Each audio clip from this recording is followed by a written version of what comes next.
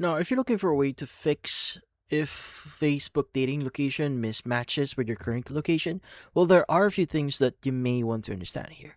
Now, typically, location is a good way for you to see people that is within your area. So, since I'm assuming here you want to date someone within your area here. Well, how do you exactly update or fix this problem? So, first things first, you want to go and just go and open up Facebook. You want to go ahead and just go to your dating profile here and you want to go ahead and access your dating preferences.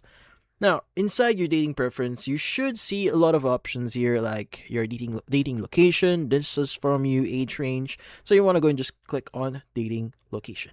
Now, the thing with dating location for Facebook dating is it only updates if you choose to refresh it. Now, if you're just using the app or the Facebook dating app as you would and you just move to a different location, well, as long as you don't refresh the section here that says what is their dating location, well, you won't get the latest information that you're looking for. So you want to go and just click on the refresh button, and that would automatically update your current location.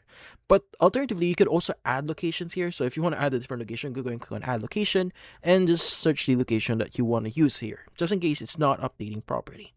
So yeah, so once you've done that, that should fix your problem. But if not, another thing that you may want to do is you want to go exit here. You want to look for the Facebook app. You want to press and hold on it until you see this pop up here. Now you want to look. You want to go and just click on the eye icon next to the trash can icon here. That's the app info icon.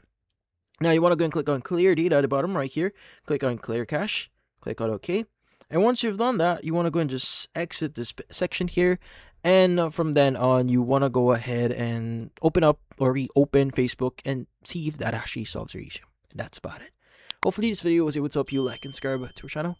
Thank you for watching.